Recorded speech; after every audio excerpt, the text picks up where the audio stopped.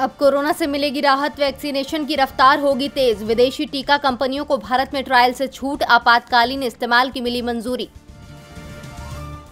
अब दिसंबर तक लग जाएगा पूरी आबादी को टीका। आईसीएमआर ने अगस्त तक रोज 1 करोड़ टीके लगाने का किया दावा। रोज 82 लाख टीके लगें तो पूरा हो सकता है लक्ष्य। सीबीएसई और आईसीएसई परीक्षा मामले में उठ रहे कई सवाल। 9वीं, 10वीं और 11वीं के अंकों के आधार पर तैयार हो सकता है रिजल्ट। अगर कोई संतुष्ट नहीं होगा तो परीक्षा का भी मिलेगा मौका।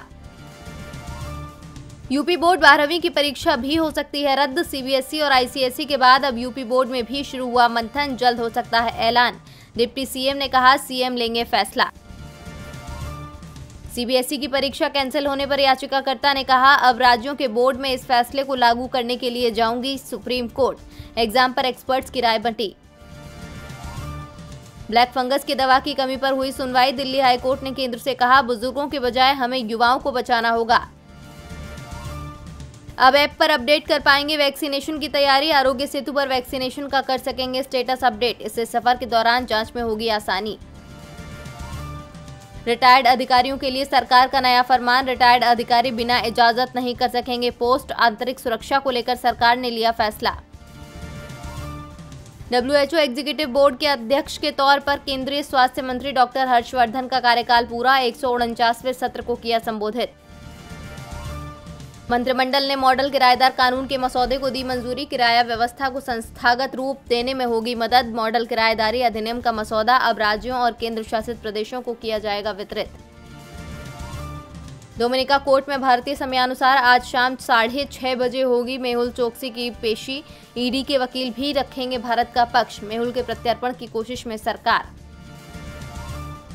चीन की एक और वैक्सीन को WHO ने दी मंजूरी। सिनोवैक वैक्सीन को इस बार दी गई है मंजूरी। पहले चीन वैक्सीन सिनोफार्मा को भी मंजूरी दे चुका है WHO। चीन में फिर बढ़ रहा कोरोना संक्रमण। गुआंगडोंग में सख्त लॉकडाउन लगा। 2019 में चीन में ही मिलना था कोरोना का पहला मरीज।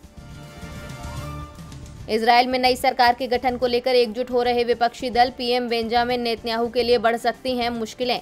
इजरायल में हुए राष्ट्रपति पद के चुनावों में किसी भी दल को नहीं मिला है बहुमत।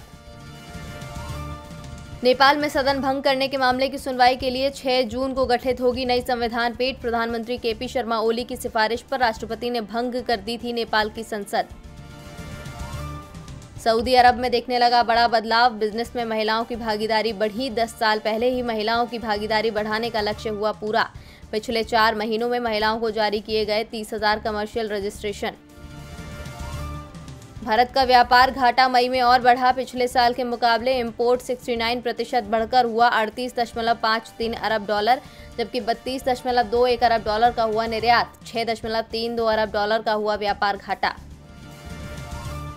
फिल्म मेकर हंसल मेहता के पिता दीपक सुबोध मेहता का हुआ निधन। डायरेक्टर ने पोस्ट शेयर कर खुद दी जानकारी। कहा, मैंने सोचा था मुझसे ज्यादा समय तक रहेंगे जीवित।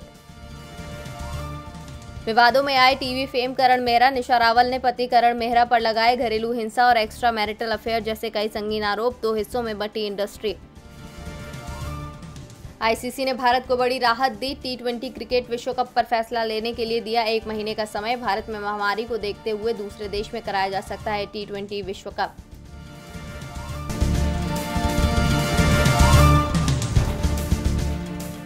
नेचुरल हर्ब्स से तैयार Alex green tea tablets form में मोटापा कम करे, पाचन तंत्र सुधारे और इम्यून सिस्टम करे स्ट्रॉन्ग। एलेक्स ग्रीन टी, कभी भी कहीं भी। अब खुद को स्लिम फिट और एनर्जेटिक रखना हुआ और भी आसान। एलेक्स ग्रीन टी बस चुटकियों में तैयार।